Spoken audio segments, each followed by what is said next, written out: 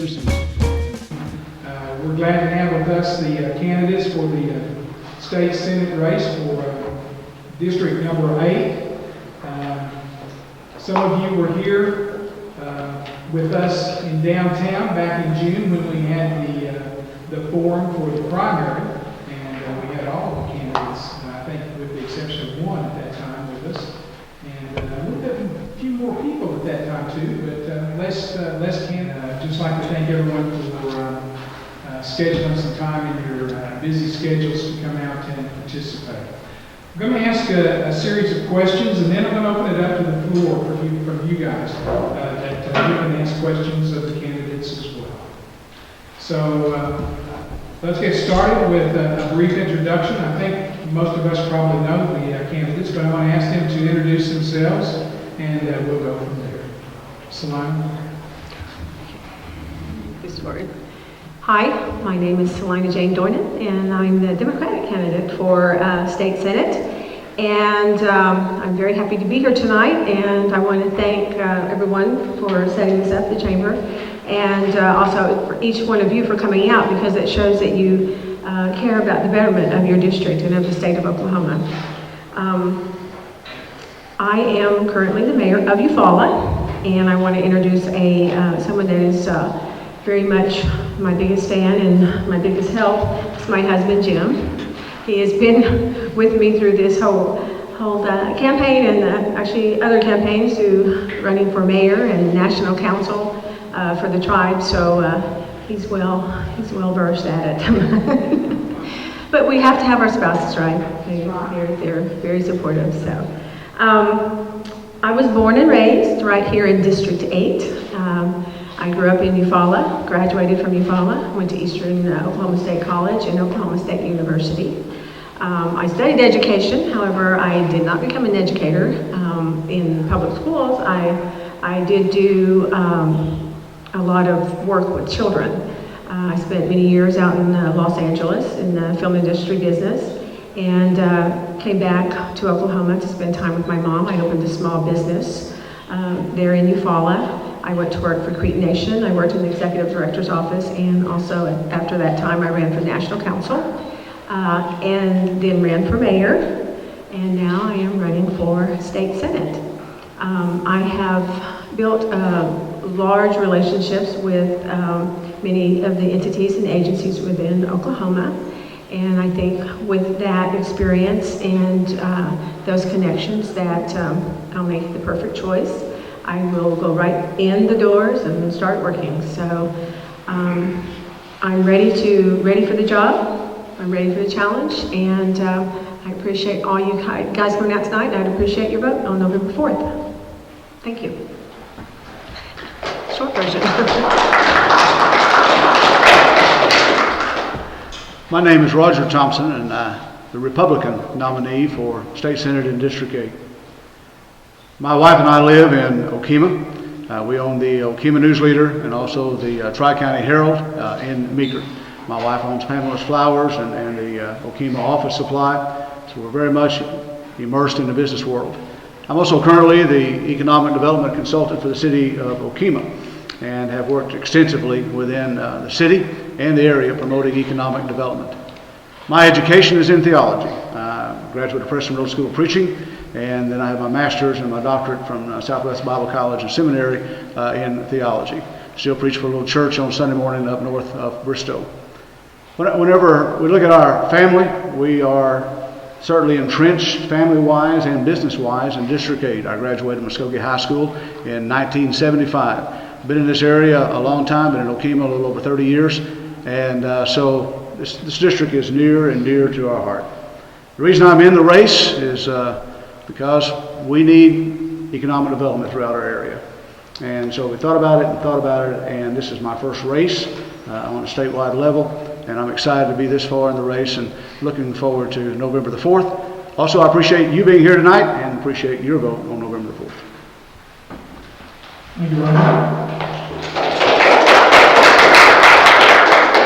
And getting started, we're going to continue along that line with Roger.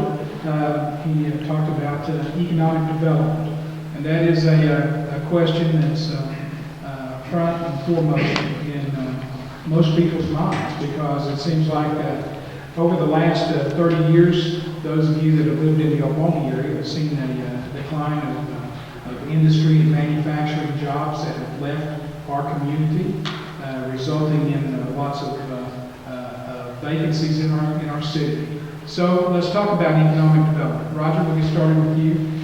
Tell us about some of your visions for rebuilding the communities and cities in Senate District Number 8. Okay, do I have a time limit? Just go. I'm excited about economic development. We, in Okmulgee, a while back, took responsibility for our own economic development. And, is that better? Yeah. All right, thank you. Took responsibility for our own economic development. And we realized at that time that Brahms was not going to come, other entities were not going to come. We said Walmart was not going to come at that time, but now they're here. We partnered with Wes Watkins and local business leaders. We put together a group of mentors who said we want to help grow our own businesses in that area, vacant buildings downtown. So a curriculum was developed, and the first class was held a little over 2 years ago. It's simply a Business 101 class. If you want to start your own business, come. We had over 40 that came that very first class.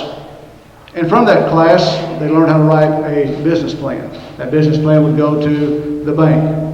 The bank would be able to look at it and begin to either loan money or not loan money. Cross Timbers RC&D became involved in it and obtained a $25,000 grant for seed money for some of the businesses that would locate back inside of Okmulgee. Other classes were held throughout the year, and they were from accounting, taxes. Had Bill Fife over from the Muscogee Creek Nation talking about the opportunities that are available there to Creek citizens. And so we began within that area simply saying, let's take responsibility for our own economic development. And it has worked. 4 businesses now are located in Okmulgee. Our buildings are filled up. Part of that is just like in our real estate. We had a building that was empty. People wanted to sell it. One of our local brokers who was working with us talked to the owners of the building and said, hey, let's just rent this building to these kids for about 6 months. Let that go toward their down payment. And they make it, then let them go ahead and buy the building. And the owners were happy to do that, and somebody's inside the building.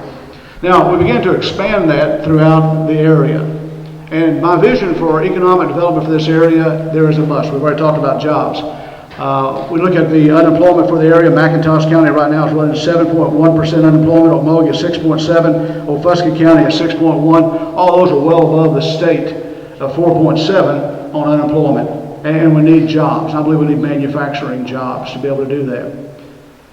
With every 10 manufacturing jobs comes 1.7 other jobs inside the community. Recently, I met with a group out of Louisiana and Dallas. And certainly tonight it's been discussed in open meetings all the way through. We hope to be able to close the deal real soon of coming into one of our vacant buildings. The building's been on the market for a long time, but they're able to come in and we're able to work a deal with them for about $8,000 a month worth of rent, building their own docks with an option to buy at $1.2 million, bringing 15 jobs into our area.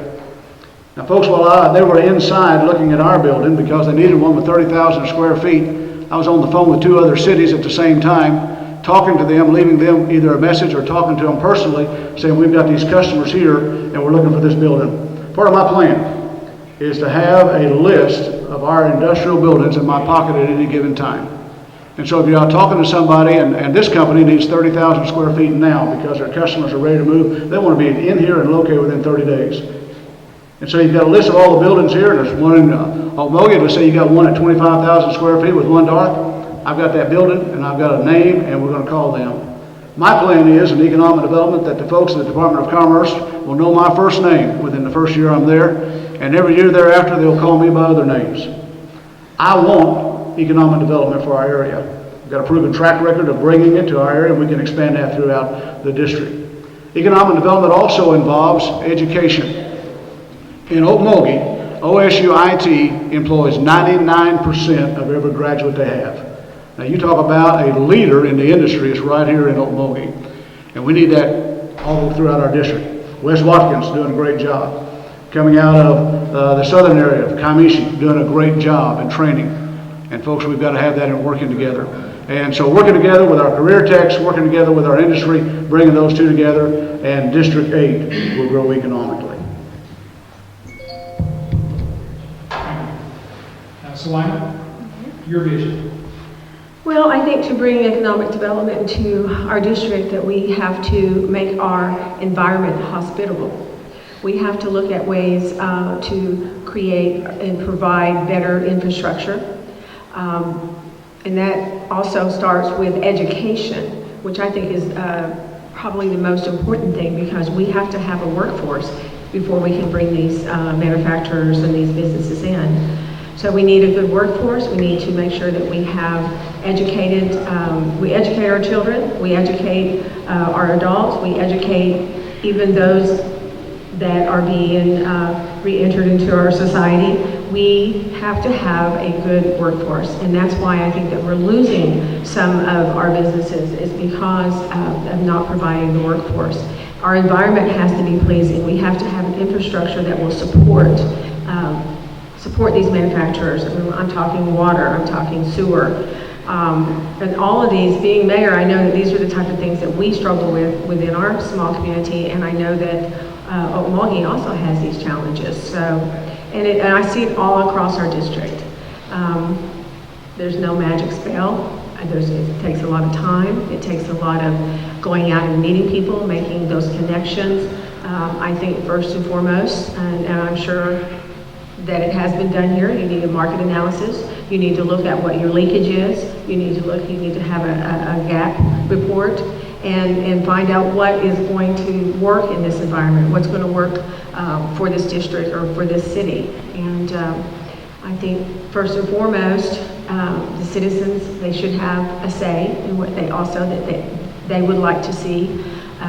Start out with a good town hall meeting and hear what the people want. Thank you. Thank you. You mentioned education, that being an important factor in economic development for people that want to bring industry and business and employees that want to come to our community. And the last couple of years has not been kind to Oklahoma education. The problems with testing, with McGraw-Hill, the number of students that failed the third grade reading test, cuts in funding to education. There's lots of improvements to be made there. And as a member of the state legislature, Salina, what would be some of your thoughts of funding education first and helping to turn around some of those conceptions and perceptions of Oklahoma education? Well, first of all, I really do believe that our educational system is underfunded. We have to find a way to provide funding for our educational system. Our teachers are underpaid. If we don't pay our teachers, they're not going to want to teach. They're not going to want to stay here. They want to go, they'll move. We have many, I know, that move to other states because of the pay. And teachers, when they decide to take this as a profession, they do it because of the love of the craft, the love of the children, and that they love what they're doing. But we still cannot expect them to have to work under financial pressure. And that our children are our future. They need to have the proper education. And I think it starts with our teachers and making sure that we are properly paying them what they deserve. And with that, they're going to work harder. They're going to stay within our systems. I believe that we have to find a way. I'm not saying that we want to increase taxes or, but I think that there are things that we can look at. Maybe some programs that are not working or that's not efficient, that we can look at maybe those funding things. But I think that as a legislature that we are going to have to look at these things. I feel that our children is our future. I feel that we have got to find the funding. I feel that the testing needs to be looked at. I think our standards right now, I think that the Common Core was a big problem. It was something that we all, we were all hearing about, but maybe a lot of people didn't understand. And we do have to have standards within our education. But I think that we have to allow the teachers to be teachers, and they know as well, and their parents need to be involved as well, because they know how their children can, what level they are or how they perform. And I think those things need to be taken into effect. That way we're not, leaving a child behind or losing that child because they're set with such strict standards. And the teachers are able to teach without feeling that pressure of having to have, so many students passing or reaching a certain level. Our education standards here, they're below the normal, and we need to get that. We need to make sure that our kids are able to compete on the national level. And right now they're not, so, thank you. Definitely we're challenged with our education. It was reported by Scott Meacham that 25% of our eighth graders are proficient in math, and 29% are proficient in reading. Now that's our eighth graders. 40% of our high school graduates are having to take remediating courses when they get into college. That's coming out now. Now we look at Common Core, some very good basic things in Common Core, very stringent things in Common Core that would lead to math and science, be a part of the STEM project. Common Core became toxic in the state of Oklahoma, somewhat because of the leadership and somewhat because of politics. In my opinion, whenever that we dumped Common Core in the last session without having something in place to go, we threw all of our schools and our teachers into chaos. We went back to an old development of pass, and so we're finding teachers as they're saying, well, I'm teaching half Common Core and I'm teaching half pass. And now that we all watch the news and know what's going on with our State Superintendent Barisi, still toxic. Still things are happening at the state level that will be before we elect a new superintendent, before we get some of those things straightened out. And what's the answer with that? I believe the answer is not patting our third graders on the back and say, bless your hearts, you can't read, and put them on in fourth grade. They need to be able to learn to read. But folks, I believe educators must be involved in writing our curriculum. If I go to a doctor, I want a cardiologist to be able to work on my heart. If I go to a dentist, I want a dentist. If I go to a mechanic, I want an auto mechanic who knows what it is. If I want an education system, I want educators involved in writing that system. Now, I know the Senate and the House has oversight of some things, but we need to depoliticize our education. Put it into the education department and let them write this curriculum and make it stringent enough. I believe also we need to have the business community involved. Whenever Mr. Pinchuk, who was the president of Snap-on, spoke to all of the career tech superintendents at the Governor's Roundtable Conference on Business, Mr. Pinchuk said we've got an education gap, but what we're putting out in our career techs and in our schools and what we actually need in our jobs. We're going to have to bring those two together. I'm excited in our area with West Watkins and their new village. They're looking at bringing a welding program in that will state certify welders. And so whenever they're finished, they will be able to pass the state test and go right to work. But we've got a welder there locally who says, I need these welders. That's putting them right to work, and that's education working. And so we look at our teachers in the state of Oklahoma. We got some of the greatest teachers that I think you can find anywhere. I've had some great teachers. My opinion is quality teachers must be paid quality salaries. But folks, we've got some other issues in education to look at as well. This last year, $80 million was given to education. $60 million went to pay insurance for them. My understanding is it takes $55 million a day to run the schools in Oklahoma. And so they ended up, after insurance premiums were paid, of $60 million, left $20 million we put into education. Now, if we believe that education is priority, we're going to have to be willing to sacrifice in maybe some other areas and cut back some of the spending to be able to do that. Hopefully we'll address the budget in just a little while, maybe in some other questions. We must fund education, but just taking more money may not necessarily be the answer. Do they need money? Absolutely. But we need qualified educators leading us and working with our businesses to develop what we need to make Oklahoma grow and prosper. Let's take a look at the budget. This last legislative session, the state income tax was cut a 0.25%. That amounts on an average of every Oklahoma citizens to a very small amount, but yet it adds up to a lot of money that was taken away from the budget. There's also some benchmarks there that if met in the future, that an additional 0.25% would be cut from the income tax. What is your thought on reducing taxes when we have a problem funding education? To me? Yes. Okay.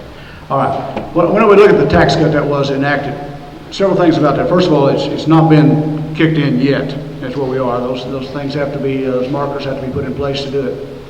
The tax cut legislation is that Ken Miller, our treasurer, with a doctor's degree in economics, said that he was not able to understand that legislation. What I see from the outside looking in is that our state budget of over $7 billion is smoke and mirrors. We say we have a balanced budget amendment and that we have a balanced budget every year. But if you look at the way that thing has been balanced over the years, maybe by borrowing money, my favorite was long before I ever decided to run for office is whenever they were going to put cameras up on poles and highways. And so when people came in from out of state, they'd take a picture of their car tag and run it right quick and see if they had insurance. And if they didn't have insurance, we'd email them a ticket. Now that ought to be great for tourism. But that never generated a dime because the cameras never went up and it never happened as part of the budget. Folks, in the last session, took $7 million out of the OLAP fund that the Attorney General said to put back. Just simply so we could have a balanced budget. I called up and talked to some folks at the Capitol when that happened and said, why are we not back into special session? Because we're supposed to vote on a balanced budget before we ever leave session. $7 million has now been put back into OLAP. Does that not throw our budget $7 million short? And they said, well, it's going to cost $1.3 to $1.5 million to have a special session. We'll just appropriate some funds. We'll get back into session next year. We can appropriate that money and we'll be right back where we need to go. Folks, I think you as citizens ought to demand your legislators be straight up honest with you. We have X amount of dollars to spend. Here's the programs we can spend it in, and at the end of the day, we're done. Make some tough decisions about what we're going to fund and what we're not going to fund. But the idea of putting out a budget every year that's nothing more than just smoke and mirrors, leading the citizens of Oklahoma to believe that we have a balanced budget, to me, is unethical and wrong. We need to look at those numbers and say this is where we are.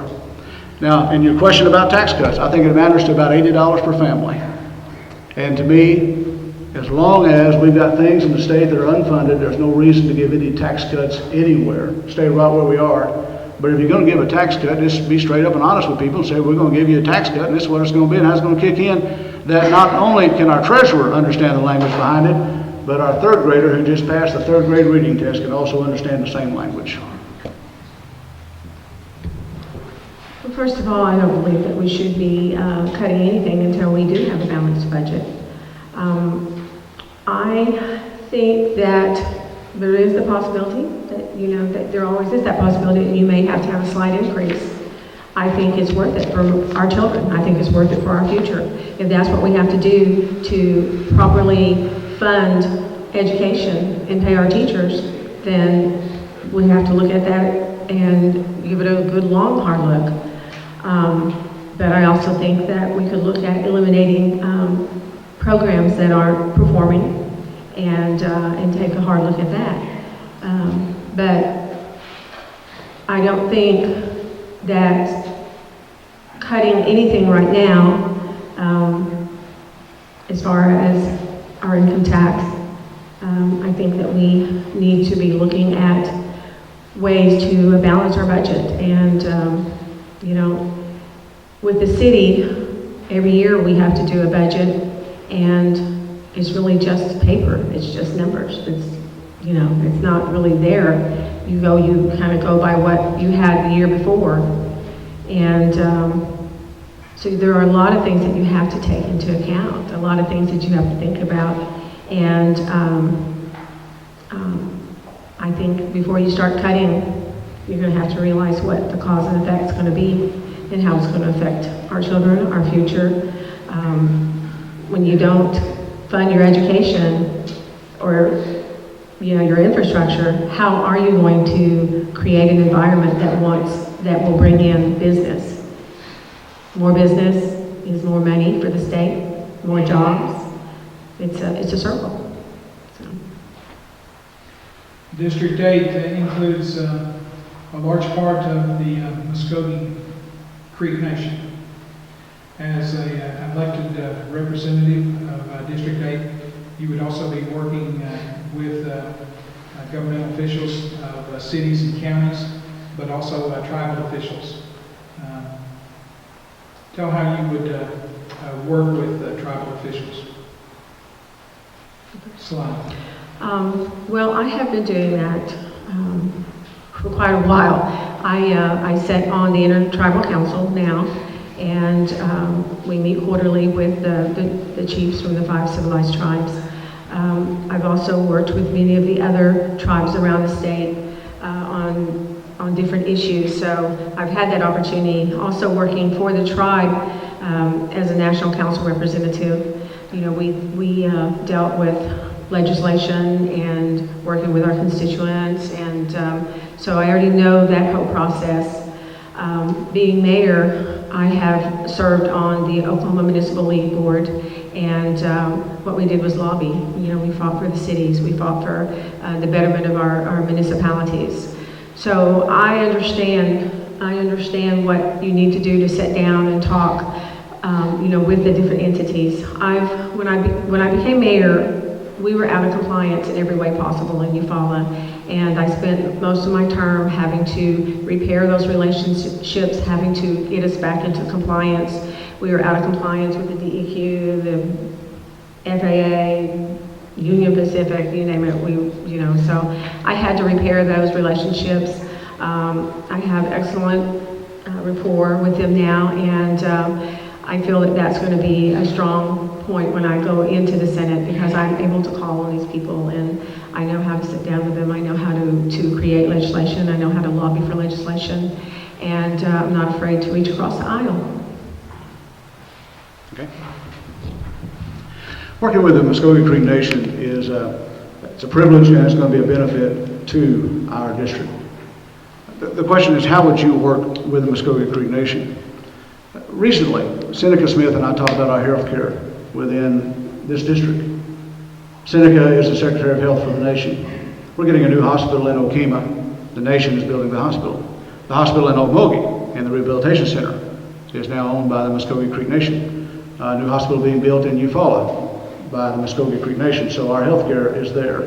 In visiting with Seneca, he simply made a statement. He said, in the last session there was a bill that came across, and he understood it was passed in the House and passed in the Senate, that would have allowed the tribe to expand Medicaid, and they would pay all of the fees themselves through the tribe, but yet it never made it. I said, Seneca, let me check on it. So I talked to Senator Bingman. He explained to me how it never made it.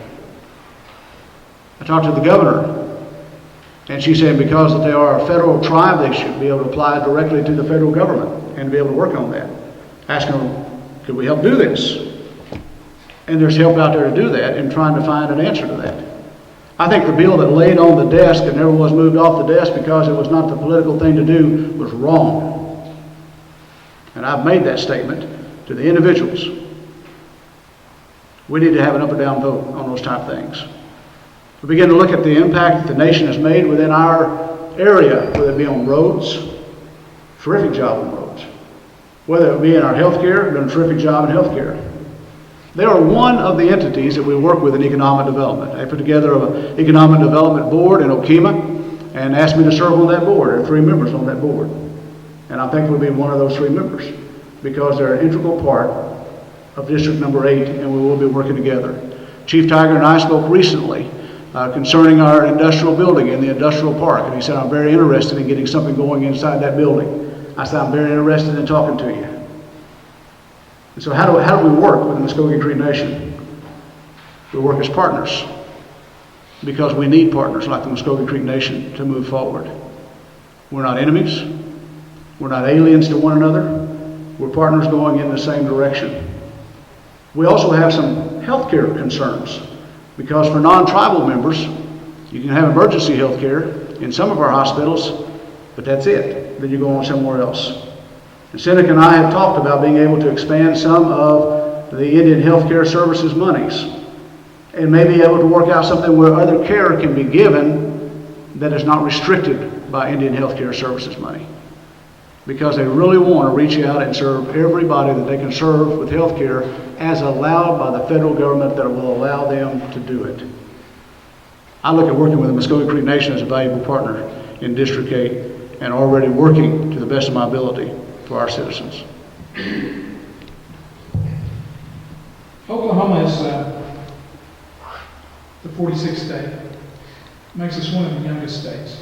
Still yet we're 107 years old.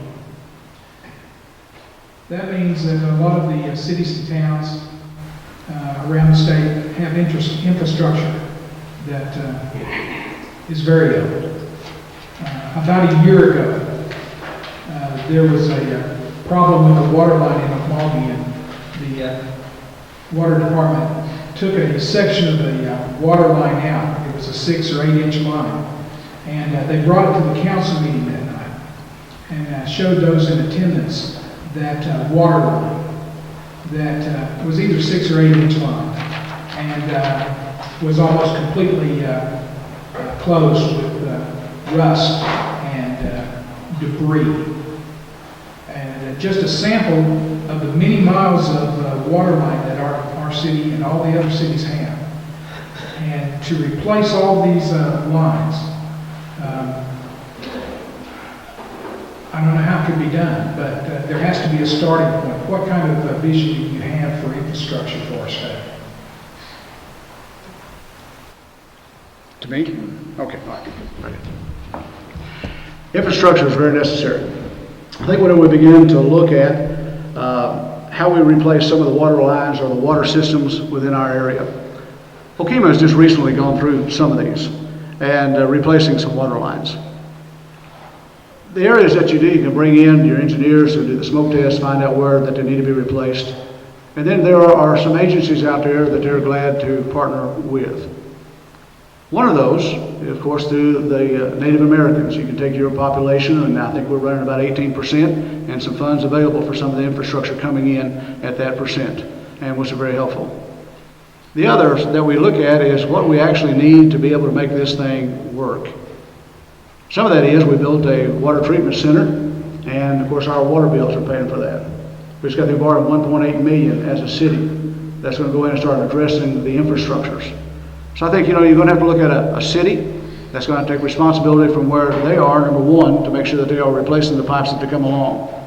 And then they can partner with state agencies and other agencies to kind of help with some of the funding of that. But I think the responsibility begins at the city level. To do that, we need to map out where all those lines are and just begin a continual phase. We got the oldest ones over here, let's get them replaced, let's move forward. Our citizens, though, are going to have to be willing to pay for that. Everybody wants to be in water lines, nobody wants to pay for them. And so they're going to have to be willing to pay for that whenever it comes in. Well, of course, this is something that we've had to deal with in Eufaula as well. And one of the first things I had to do when I got into office was to expand our wastewater plant. And we were at capacity, which meant we couldn't grow. We had a consent order because of it. And so this was immediately one of the issues that I had to address. And we had to look at a lot of different ways that we could do this. Did we want to do a bond? Did we want to do a sales tax increase? Did we want to raise water rates? And so we took all the options and we looked at what would be the best for Eufaula. We already had a large bond, and we didn't. It wasn't going to mature anytime soon. So we decided that we would then go with the Oklahoma Water Resource Board that offered a low interest loan, and they worked with us to be able to get that wastewater plant done. And then I was able recently, I did that 3 years ago, and I just recently was able to refinance that bond to where now we're going to be able to pay it off 3 years earlier, and we saved like $1.5 million. So there's always options to look at. There's the CDBG grant, but I think first and foremost, your leaders need to have a plan in place. You need to have a 5-year, 10-year plan on how that you're going to do this. It is a major issue. All our other water and sewer lines are all well over 50 years old plus. And a lot of times you have what you think is dirty water, and it's either iron or magnesium in your water. So we get those calls all the time too. Most municipalities do. It's harder for your citizens to understand. You know, sometimes it comes maybe with some education, but they'll still debate that it's dirty water. But we do have an issue in Oklahoma with our municipalities. You know, how do we take care of our infrastructure? We survive solely on sales tax. And I know we have some other little things that come in, alcohol tax, transportation tax, this and that. But being on the board with OML, that was one of the things that we looked at. We were able to recently pass legislation, or help with some legislation get through that would give us a little bit more of a savings on our income tax, the fees that we pay to the Oklahoma Tax Commission. And we're always we've been looking at the transportation taxes to see how maybe we can get a better return on that for our cities. We are one of the only states that, if not the only state, that does not get an ad valorem. And I'm not saying that we should increase it ad valorem, but how can, maybe we can look at it, how can we rearrange the ad valorem in a way that the cities also get a piece of that. And you know, there's a lot of options, there's things that we have to look at, and those lines are not getting any better. The longer, you know, because we looked at it for Eufaula, what it would take to redo our lines, and we're talking in the billions to replace everything, and it would take a long, long time. So you really are going to have a plan in place, and look at doing sections at a time. I've been working on replacing sewer lines because of when we expanded the wastewater plant, we were able to also get a CDBG grant to replace some of those lines. And with us being sitting right there on the lake, we had a sinkhole, and we had to replace those lines, and they were like 25 feet deep. So you know, trying to find out where everything is, and like the smoke testing and this and that's important. But I think first and foremost, you have to have a plan. We know that it's going to take money, and we've got, as legislators, we have got to find a way to help our cities to be able to take care of their infrastructure, because it not just affects us, it affects, or not just affects the cities, it affects the whole state, and it affects our tourism, and it affects us bringing in more business. The state has a current shortage of space for state prisoners. That's causing a backlog of prisoners who have been tried and convicted in county jails. And Okmulgee County is experiencing a severe problem with overcrowding at this time, along with a lot of other counties. What is the state, what can the state do to help alleviate that problem? I think that we need to establish programs that will help to correct the problems or the things that the inmates are doing. I don't believe in the private sector, the private prison, or the for-profit, because I think that the conditions are so poor. They're not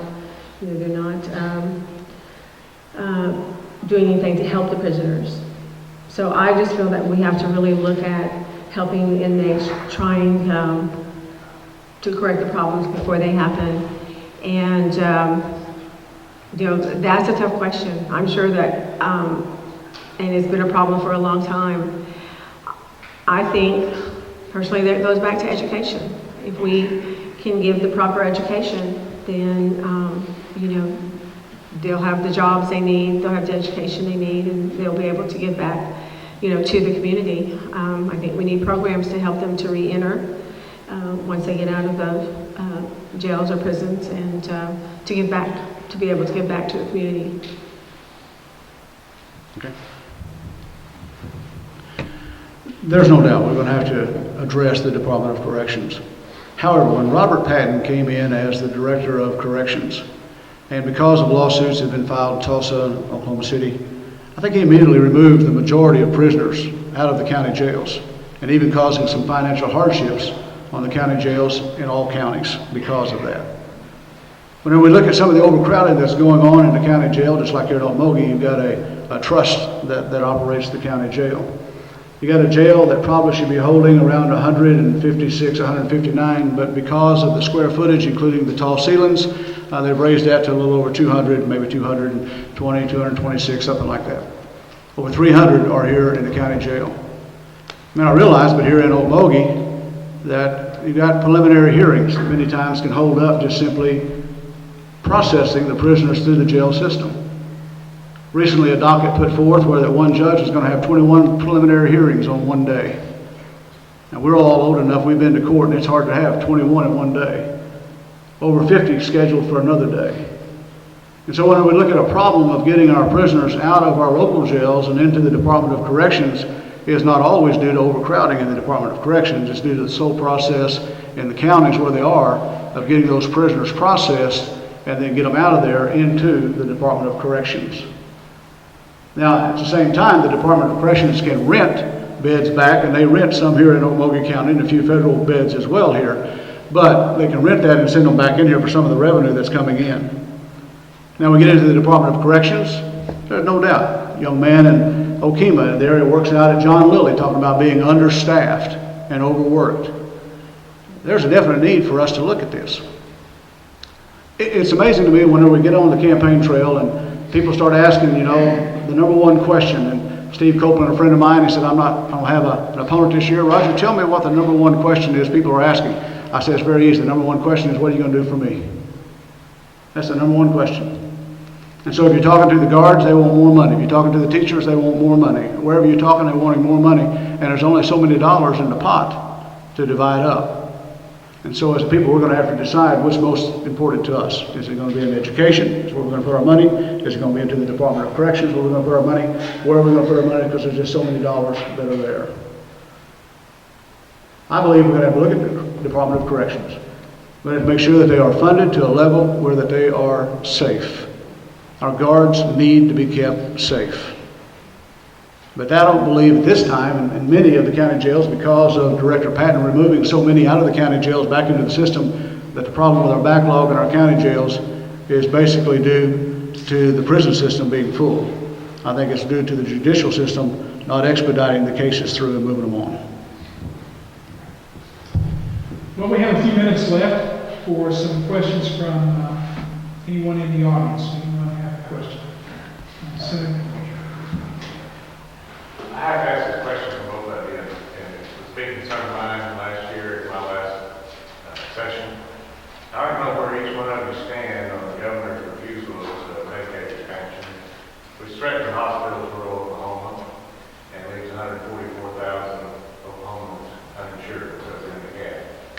So I'd like to know whether you would encourage the governor to reconsider that if some Democrats in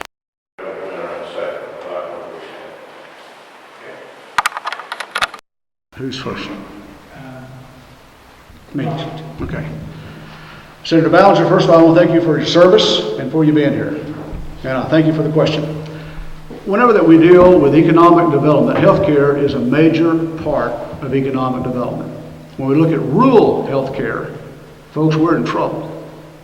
And we're going to have to look, I believe, at some form of Medicaid expansion within the state of Oklahoma. Now, here's my problem with that. We're looking at an $85 billion price tag. And when we begin to look at how in the world are we going to be able to afford that if we have to pay all of it. Now, the federal government says they're going to pay all, and you may have to pay 10%, so most you're ever going to have to pay. Well, my struggle with that is that comes from the same administration that says if you like your insurance, you can keep it. If you like your doctor, you can keep it. I'm having a hard time just believing all of that whenever it comes in. But I'm telling you, we're going to have to do something for it. I mentioned a while ago about the tribe, and the tribe, Muscogee Creek Nation, ready to move forward with it. I think we need to enable those that's able to move forward to be able to do it. And so, Roger's question, Senator Ballinger's question is, would that be something that I'd be willing to stand up and talk to the governor about? The answer is in the affirmative, you bet, because we're going to have to address it. I am not a fan of the Affordable Care Act. But folks, today, the Affordable Care Act is the law of the land. So we're going to have to look at how we can either expand it, use it, repeal it, put something else in its place. But in the meantime, we got folks in rural Oklahoma that need medical attention. Well, I guess we can see eye to eye on something, Roger. No, yes, I am supportive of it as well. I know a lot of small businesses that would not be able to provide insurance for their employees if it wasn't for Oklahoma Insure. And the fact that they were going to be losing that really, they didn't know what they would do. The city, we used it. We have employees that qualified for it, and because of that, we were able to find funding, extra funding, to help give them a pay raise. So it's not just individuals that are going to be affected by it. It's businesses, it's cities, it's all over the state. So I'm definitely a supporter of the expansion. Chris. Hey guys, my name is Chris Asbell. I'm the City Council for Okmulgee, and I'm also an employee of the Muscogee Creek Nation and Creek Citizen. And as everyone here probably has watched the news lately, there's a real situation arising in the city of Shawnee, between the city of Shawnee and the Potawatomis over sales tax. And as tribes become more and more involved in economic development in these local municipalities, we talk about local sales tax all going to, basically being the primary form of income for the cities. How do you guys see that playing out? What would be your position as we move forward on whether the tribe should remit some sales tax back to municipalities?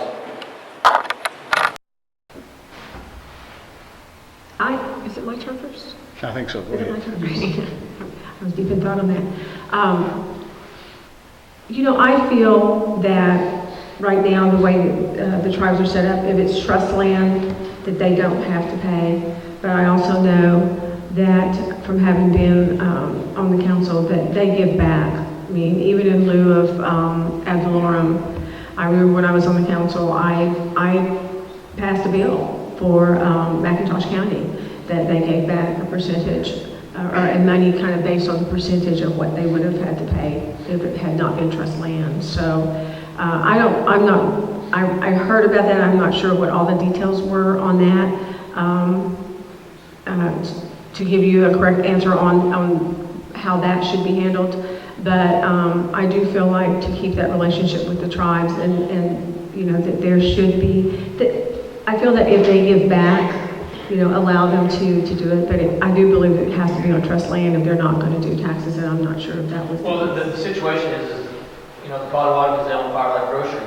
And Firelight Grocery is basically put out of business like all the local grocery stores in the Shawnee, Tecumseh area, which was traditionally was Pratt Foods at that time. In Tecumseh, there's a small Firelight grocery store there, so their sales tax has plummeted. In the city of Shawnee, the sales tax has gone down, and now they've got into a situation where they're battling out, and the Potawatomis have actually tried to de-annex themselves.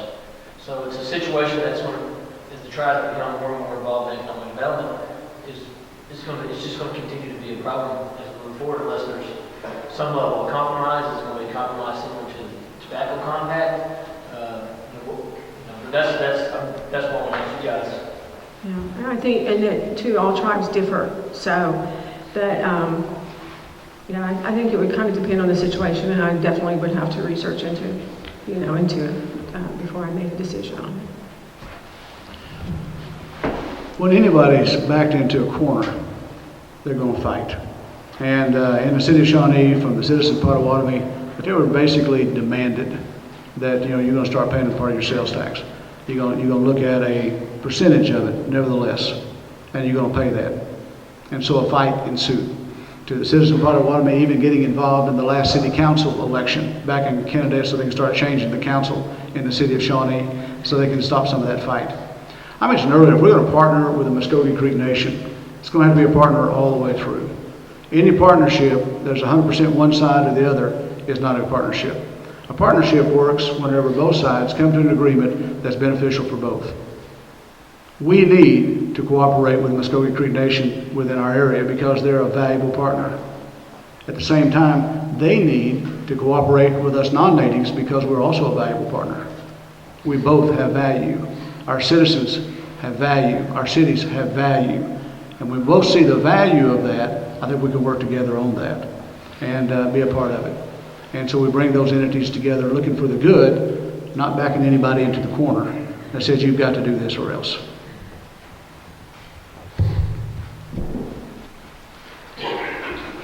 Brooks Brewer with 1240 Brew radio station. My wife and I have this station here in town.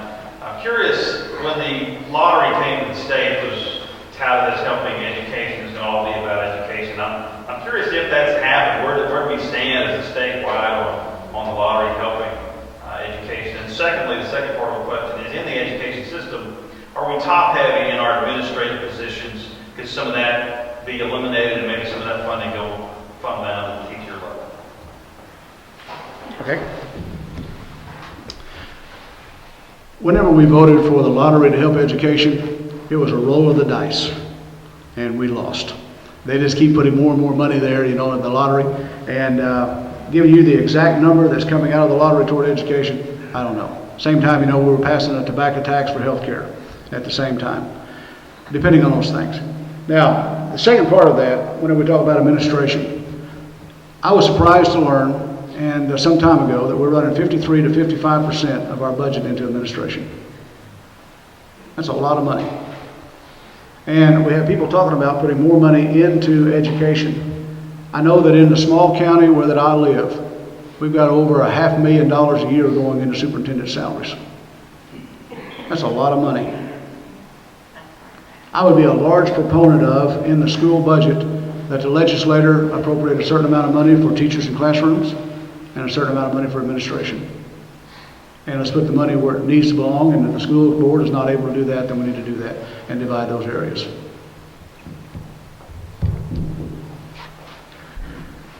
The research that I did on the lottery, basically, and I can't remember the numbers exactly, but they had not reached the goals that they had thought that they were going to. When they first started talking about doing that, there was these high numbers that they thought they were going to get as far as return, and they probably got just a little more than half of what they thought, the original. So they haven't been getting that in. But the question has come many times, I hear it, that, you know, where is that money going? So, I mean, I think it's definitely something that we need to look into and really research it further as to why is it not working the way that they thought that it was going to. And if, were you talking about the administration as far as the lottery itself, or just in general with the government? The education system. In the education Administration and education. Right. Top heavy Right. versus salary. Yeah. I have seen some situations where the administration is not even as educated as our teachers, and they're getting probably 3 times the salary, if not more. I do think that that's something that they need to look at, and it definitely should be based on their education, you know, their years there, a lot of things, if that's the type. But to have someone that is not even, that they just start, you know, and start with that kind of pay, I mean, that's even degrading to your teachers, you know. So I do believe that's something that could be looked at, that structure. That's 2 things that they agree on. Anyone else have a question? Yeah, Rich Raby. Question on schools and Common Core. And you know, we kind of fought this battle with Common Core, and the way I understood it, it was all supposed to be new standards, maybe tougher standards. But yeah, we don't have kids that can pass the standards the way it is right now. Doesn't do any good to make harder standards when we can't do the ones we got. And then there's talk about changing the standards where Oklahomans, citizens and teachers get involved in running these standards. Just pumping more money into the school system isn't going to bring up the education necessarily. I don't see that. So I guess my question is, when you really talk to teachers, what's the problem with the education? And they will tell you, it's like discipline in the schools, it's like involvement of the parents. And it's passing the students, I think like you said, Roger, on to the next grade when they can't do the grade that they're at. Those things aren't talked about in Common Core. And I guess my question is what is a plan for teachers and citizens to get involved with Oklahoma standards and to also address the real problem, which I think is where we're at. Because when we just talk about reading and math, that's the basics.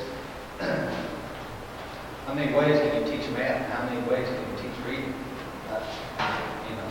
It's not going to be done.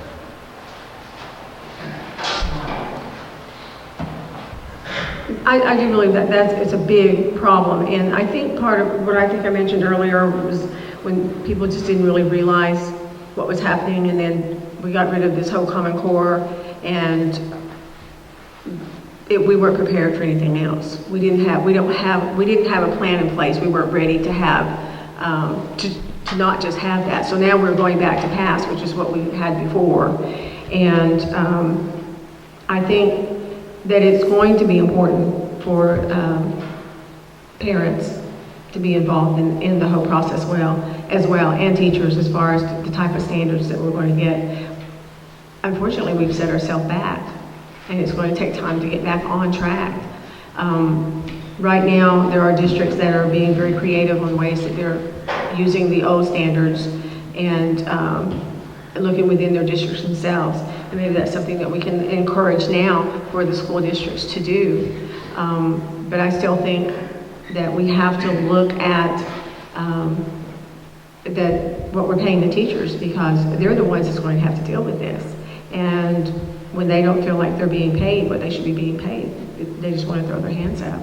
So I do believe that we have to have the teachers involved. I believe that we have to get the parents involved, because those are the two that are truly going to know what our students are able to do, and to help them to get that point without feeling like, especially with the teachers feeling like they have all these strict requirements on them, and that if they don't, pass them on to the next level, but I think that if they can work with them and they know what the levels of those children are, that they can work with them and help them to meet, to be able to pass that testing.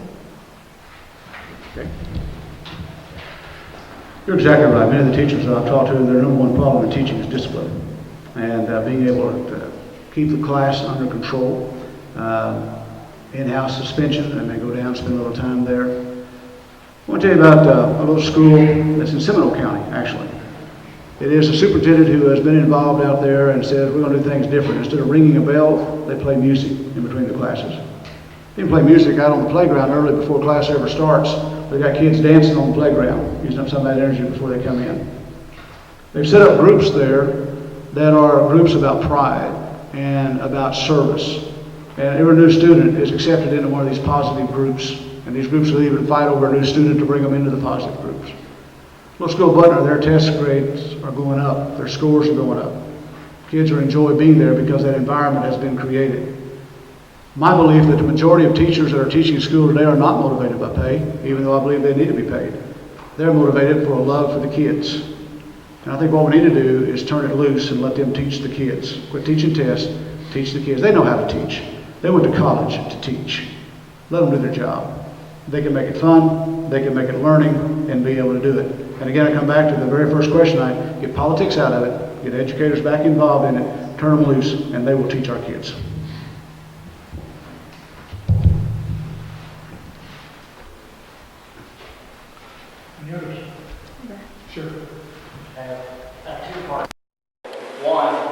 do you stand on the Second Amendment? And two, how do you stand on demilitarizing the law enforcement?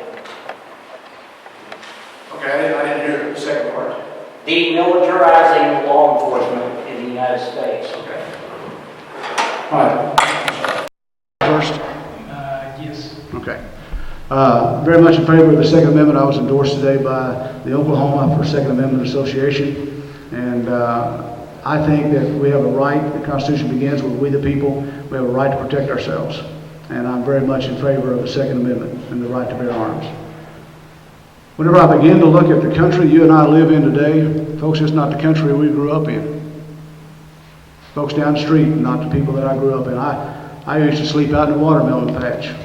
And my parents never worried about it. I'd leave off in the morning and not come home till dark. And they didn't worry unless you were out after dark. Now parents won't let their kids out of sight for even just a few seconds.